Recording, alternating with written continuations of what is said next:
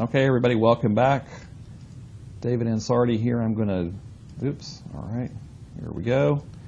I am going to do your next video clip, which is going to primarily be about non-steroid type hormones. And then I'm going to do a separate clip on the function of steroid type hormones. So what am I talking about here? Steroid versus non-steroid type hormones.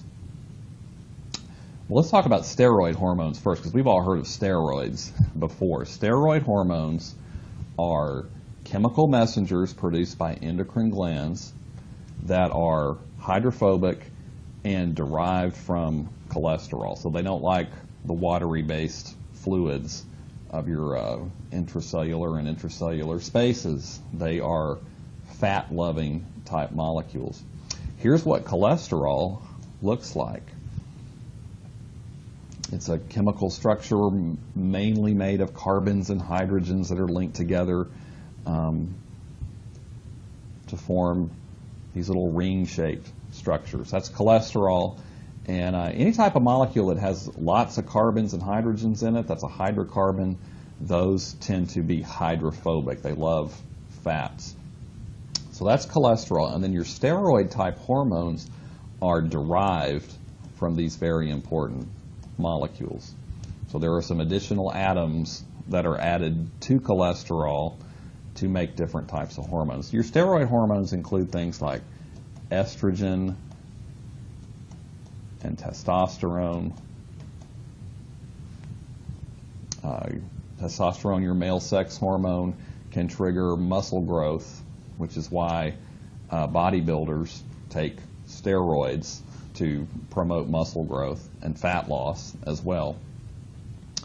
Another type of steroid hormone, cortisol, which is produced by your adrenal glands during periods of stress and causes many different effects on various parts of the body. So those are your steroid hormones, and I want you to keep in mind that they are hydrophobic, because that winds up being key to how they cause their effects on their target locations in your body. Now, for the bulk of this particular video lecture, though, we're going to talk about non-steroid type hormones or amino acid based hormones. These are hormones that are built from or derived from amino acids. Hopefully you guys remember, yeah, of course you do, that amino acids are the monomers or the building blocks for proteins or peptides. A peptide is a short chain of amino acids. Proteins are longer chains of amino acids that fold up into complex three-dimensional structures. That tertiary structure, hopefully you heard a little bit about in Biology 201. So all of these hormones are derived from amino acids. Now, some of them may just be derived from a single little amino acid, and it gets modified in some way to make a hormone. A good example of that are your thyroid hormones. They're not peptides, they're not proteins, they're derived from single amino acids. Then you have other hormones that are peptides, little short chains of amino acids, and then many are these proteins that are longer chains and have complex three-dimensional shapes. Like you see down here, this is actually the three-dimensional shape of a single molecule of insulin, the hormone that is so critical for our glucose homeostasis, and which you'll be learning about in quite a bit more detail later in this particular unit.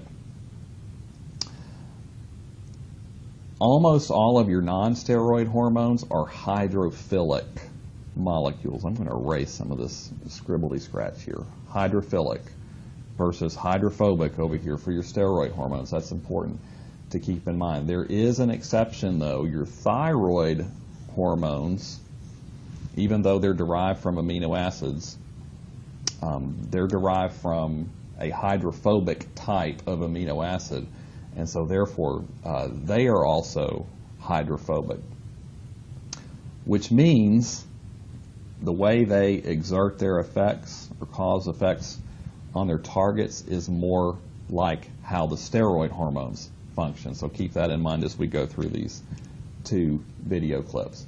Let's just talk about how hormones function in general. Keep this in mind throughout the unit, and for every endocrine hormone that you study, you need to, or you learn about, you need to know these basic things about its function, how it's produced, where it goes, and what the actions are that it causes, the effects that it causes on its target. So hormones are produced in responses to some type of stimulus. For example, insulin is produced by your pancreas when your blood glucose levels go up to higher levels. That's the stimulus or the trigger that causes that hormone to be produced. So the stimulus causes the endocrine gland to secrete the hormone. So in the case of insulin, the pancreas, you have certain cells in your pancreas called beta cells that produce insulin. The hormone then is transported throughout the body. It gets into your bloodstream, and then it exits the bloodstream from capillaries into tissues all over your body. Remember your body fluid back and forth from blood to interstitial fluids. And what that hormone will do, yes, it's traveling throughout your whole body, but that doesn't mean that the hormone acts on every single cell in your body. A hormone will act on a particular type of cell in your body if that cell has a specific receptor for the hormone. Okay, a receptor that binds the hormone with a lock and key type fit, that's required in order for that hormone to have an effect on a particular cell in the body. And if that happens, that cell is considered to be a target of that hormone. Now, that binding is not the end of the story, though. Remember, the endocrine system is involved in controlling bodily processes, so we've got to have some kind of a change, a response in that target cell that causes something else to occur, something new to occur. So in the case of insulin, insulin is secreted by cells in the pancreas, gets into the bloodstream, it binds on target cells in other parts of the body, which include cells of the skeletal muscle, liver, adipose tissue. And then those cells respond by taking up glucose from the bloodstream, okay, and lowering your blood glucose levels. And you're going to hear more about that story later, but that's just kind of putting what I just talked about into some kind of context. Okay, so let's see how does this happen when a hormone binds to a target cell? How does that lead to, in a general way, how does that lead to an effect within that cell? So we're going to be zooming in down to the cellular level, which gets to be a little abstract at times. And don't stress out about it too much. We're not going to get into a lot of gory details. Non-steroid hormone actions, and I really almost thought about calling this hydrophilic hormone actions, because it's really more about whether a hormone is hydrophilic or hydrophobic versus non-steroid or steroid. But these hormones do get classified in different ways. Okay, so as we already talked about, your non-steroid hormones are almost all of them are hydrophilic. They're amino acid based, and most are peptides and proteins, and those are hydrophilic type molecules. So guess what? What does that mean? Here's a little chunk of a cell membrane that you guys have seen, of course, many times before.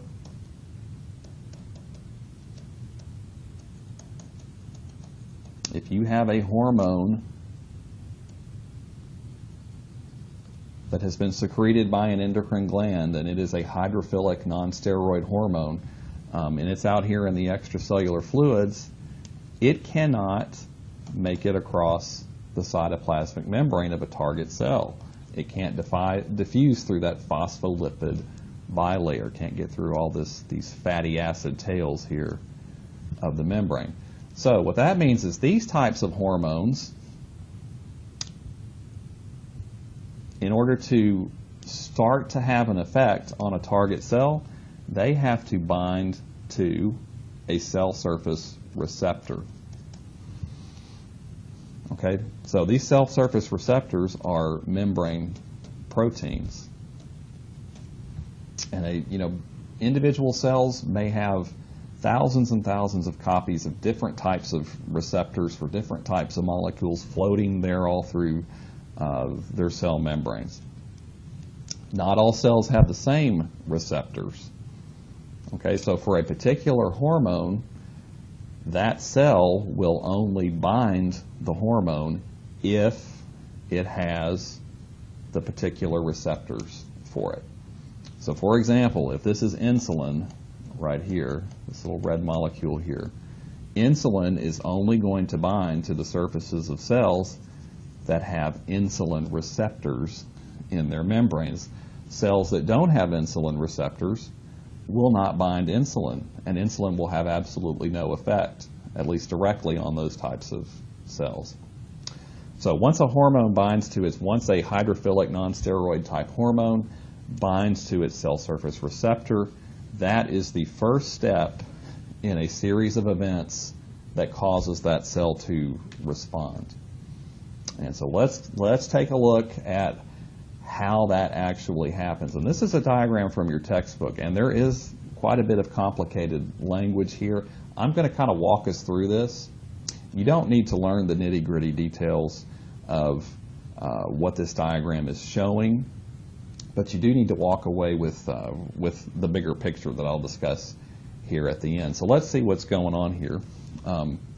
So here we have the cytoplasmic membrane of a target cell for a particular hormone. So here the hormone, here are these little pink spheres, and this is a target cell, so it has the specific receptor for that hormone.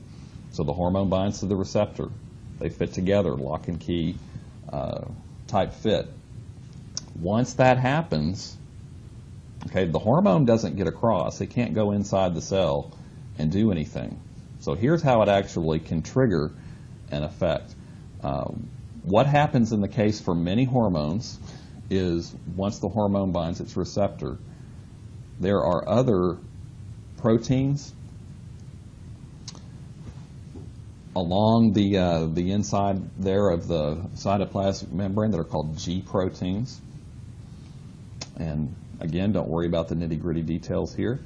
But when the hormone binds to its cell surface receptor, the receptor changes shape, which now allows it to bind to a G protein that's also sitting there in the membrane. They don't come together, they can't bind together unless first the hormone binds to its receptor.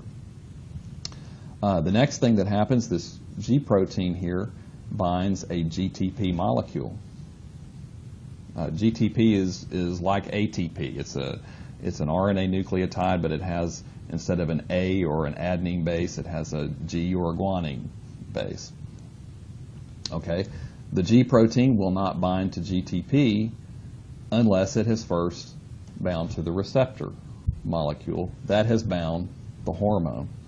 So what we're seeing here is there's a step-by-step process. One step leads to another, and you've seen these types of things before in physiology, such as when you learned about how your muscle fibers contract. So it's a step-by-step sequence. One thing leads to another, and none of the subsequent steps happen unless the very first trigger occurs at the beginning. So once GTP is bound to this G protein, these proteins can slide along the membrane, and it is now capable of binding to an enzyme called adenylate cyclase.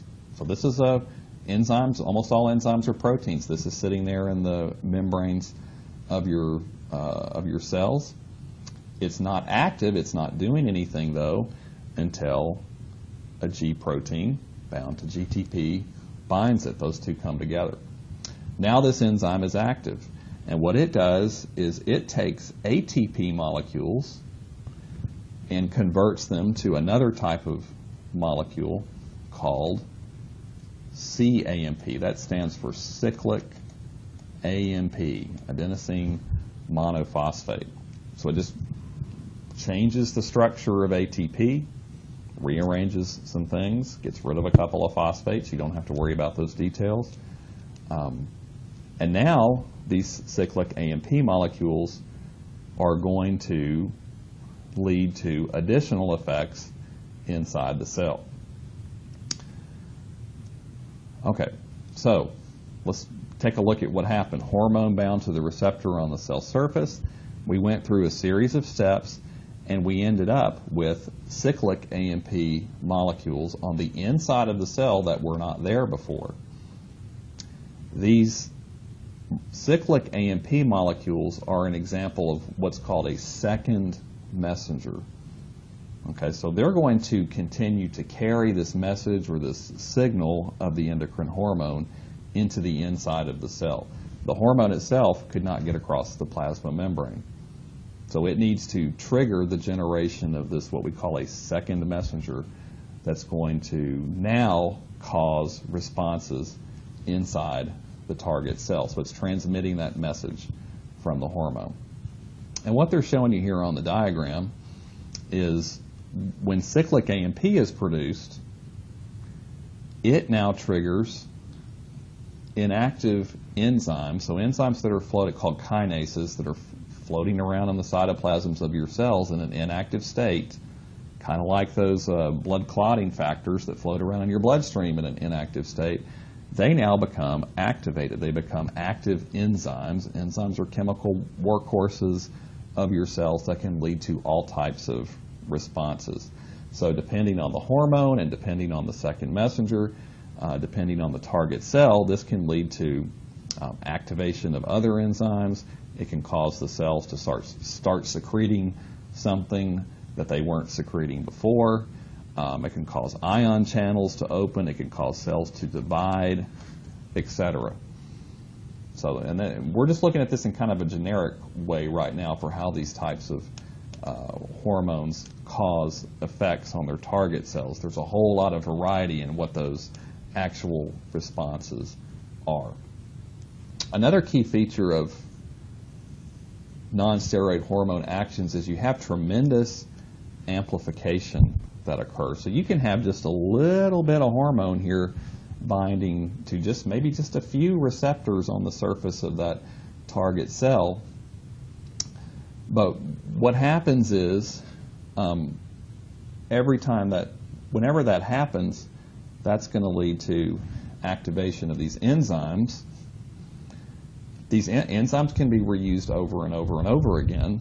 So one single enzyme is going to make a whole bunch of the second messenger, whatever that may be.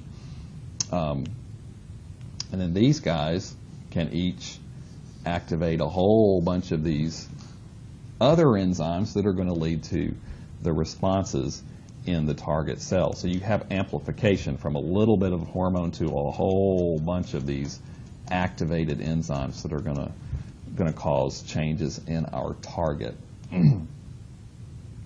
So keep that in mind as well. A little bit of hormone can lead to a dramatic response because of that.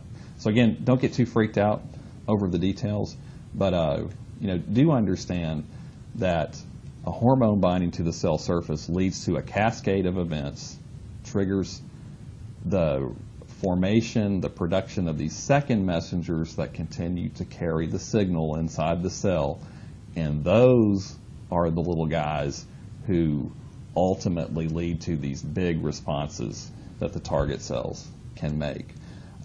Cyclic AMP, cAMP, is not the only type of second messenger. Calcium ions can be second messengers with other types of hormones and receptors. And then you have some types of fatty acids as well that can function as second messengers. And you may read about those as you're going through this particular chapter in your textbook. All right.